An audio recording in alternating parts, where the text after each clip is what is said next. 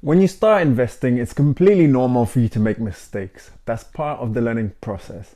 I've been investing now for just under 2 years and I've seen success in investing. I've done some good stuff, but of course, like many others, I've made mistakes. So with this video, I want to talk you through a few of the mistakes I've made, hopefully save you learning the hard way, and hopefully to save you a bit of money as well by preventing you from making the same mistakes that I did. So let's get into the video. What's up guys, welcome to Millennials with Money, the channel that helps you take control of your money and create a bright financial future. I'm Johnny, and if you like today's video, hit the like button, click subscribe and turn on notifications and tell another millennial.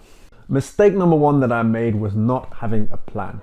Now I started investing just after I got my first job. So that was good in the sense that I made it a priority to start investing early because it's something that I knew I wanted to do and I knew would be very helpful for my financial future. However, what I failed to really think about was, why am I investing? What are the goals? What am I trying to achieve? And even though I can still justify and I don't really regret any of the investments I made to date, it would have been a lot more helpful if I'd had a clear strategy and thought about what I was trying to achieve earlier.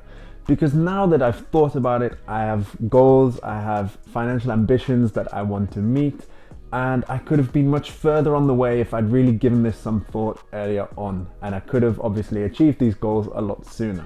Obviously, now that I know what I want, now that I've thought about what I might work towards financially, I have a clear plan in place, and that is reflected in my investment strategy and the investments that I make. I made a video on how to set financial goals. I'll leave it up here for those of you that want to watch it. The second mistake I made was investing in companies without doing proper due diligence on them. So my first three investments that I made were in Dutch telecom operator KPN, Belgian telecom operator Proximus, and Total, the French oil company, also known as Total amongst the English-speaking majority watching this video.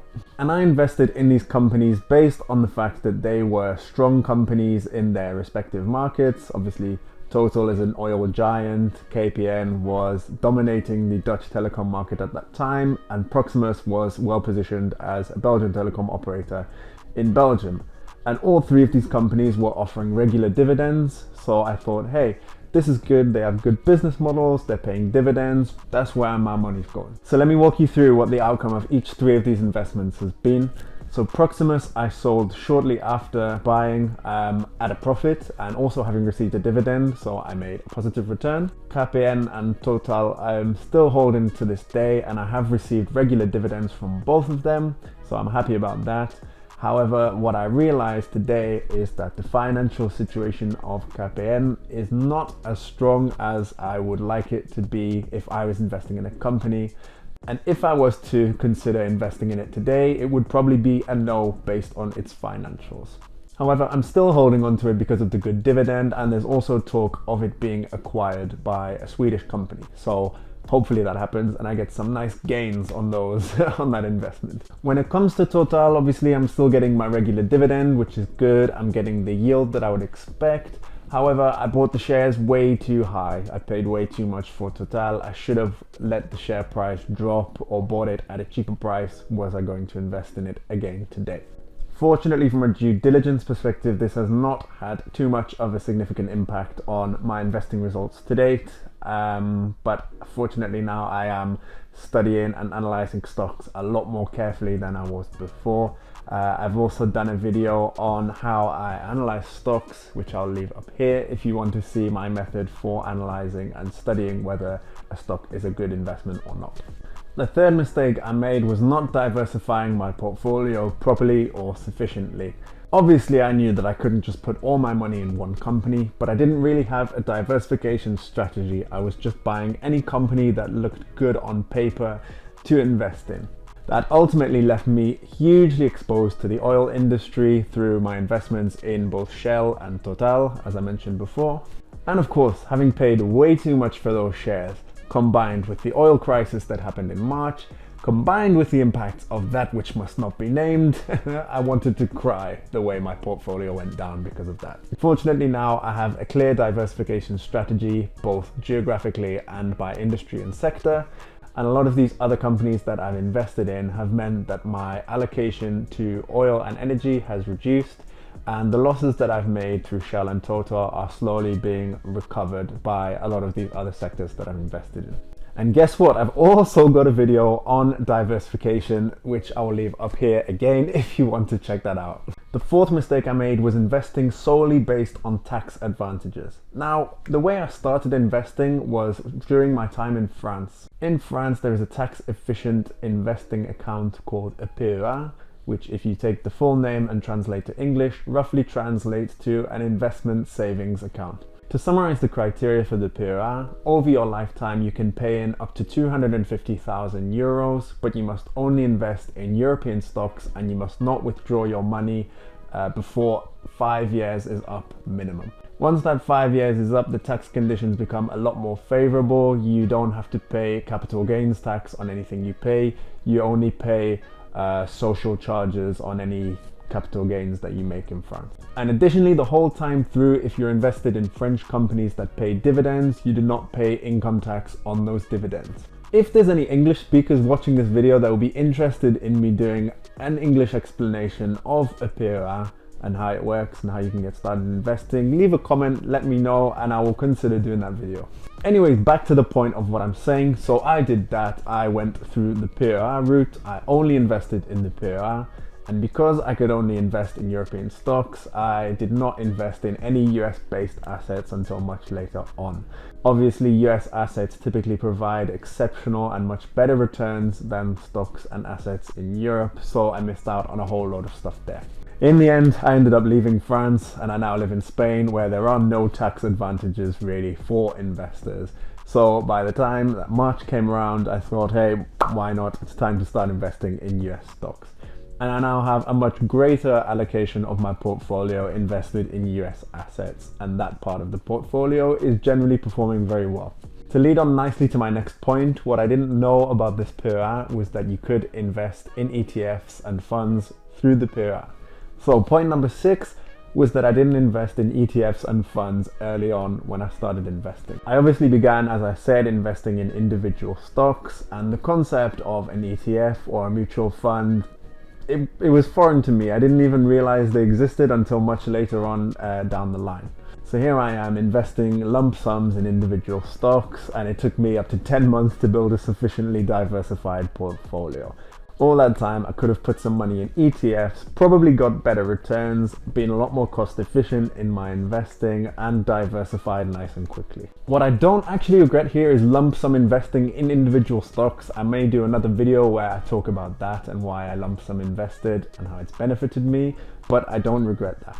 What I will now say is that now, of course, I'm aware that ETFs exist and I know how they work and their benefits. I now have a lot more allocation of my portfolio invested in ETFs. A lot of it is still in individual stocks, but slowly but surely I'm growing that ETF, that fund allocation, so that the majority will eventually end up in ETFs and funds, as a lot of professional investors do recommend. Mistake number 6 that I made is something I still make today, is that I look at my portfolio every single day. It's too exciting to just open up Trading 212 or open up my banking app or open up the Giro and say, oh look, it's green today, the market's gone up, the market's going down, oh my gosh, look at all the companies I can buy at a discount, look at all the gains, look at the dividend I received today. As fun and exciting as that is, as a long-term investor, investing shouldn't be fun. Like, you should just be able to put your money away, let the company do its work, and you check in on it from time to time. But yeah, you don't need to look at your portfolio every day. You don't care if the market goes up or down 2 or 3%. You're investing over a horizon of 10 years. What's 2 or 3% today or tomorrow going to change that? Obviously, an exception to this rule is if a major news story comes out that affects a particular company or asset in your investments, such as a scandal, if a company is going under, or if there's a major economic crisis such as was back in March. Then of course you will need to check in on what's going on. So I'm still working on this today. I'm trying to stop looking at my investment accounts every day. I track my investments on a monthly basis via an Excel spreadsheet, and that's the basis of me checking the performance historically. I've also started using the inactivity function on the iPhone to limit the amount of time I spend in these apps on a particular day. So if I know that I can only spend 1 minute per day looking at Digito and looking at trading 2-on-2, and I see them grayed out, then it's less likely that I'm going to go and look in them later on in the day. And the final mistake I'm going to talk about is not keeping enough cash reserves. I said earlier in the video that I did lump sum investing to start off with. Again, I still don't regret this, but what I wasn't doing was supplementing the cash balance in my investment accounts. So when times such as the crisis in March came around and everything was selling at a discount, I couldn't do much. I didn't have the cash available to be able to invest in a lot of these companies that had gone down. Fortunately, I did manage to pull some cash together and be able to start investing again, but this happened in April, and by this time the market had already begun its recovery, and I have made some gains from that, but of course I missed out on the super lows of March, which could have given me much better returns. So today what I'm trying to do now is trying to keep a minimum amount of cash reserves in my investment accounts such that it would allow me to take advantage of one or maybe two opportunities should they come up, and a sufficient amount such that the gains from investing in it would be worth it. So thanks for sticking with me until this point in the video, guys. I appreciate there's been a lot of other video references throughout this video. Trust me, it wasn't intentional.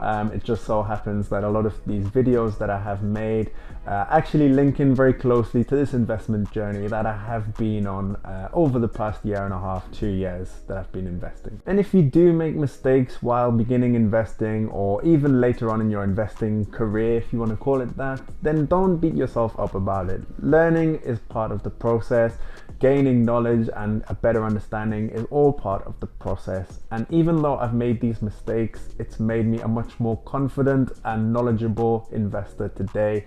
So I feel a lot more comfortable and knowledgeable about where I should and shouldn't be putting my money. And obviously I want you guys watching this video to be able to invest with knowledge and to be able to avoid these mistakes that I made so that you can have the best possible success in investing. I think investing is super important for millennials. I don't think enough millennials are actively investing or even thinking about investing, and that's the first step, obviously, is to get people into investing. But if you're not investing correctly or not investing properly, then your likelihood of losing money is even greater, and that's probably a reason why a lot of people are deterred or put off by investing, because they don't know how to do it. They are scared of losing money, or they've had a bad experience in the past. So obviously this is why I do YouTube. I want to help you guys win. I want you to be successful investors. So hopefully you found this video useful. So leave a comment down below if it's been useful, and let me know if you've made any other mistakes that I haven't covered in this video and how you've gotten over them as well. That's all from today's video. Hope you enjoyed it. Be sure to check out the Millennials with Money social media and internet pages, and also the other videos on my channel. I'll see you on the next one, and let's get this money.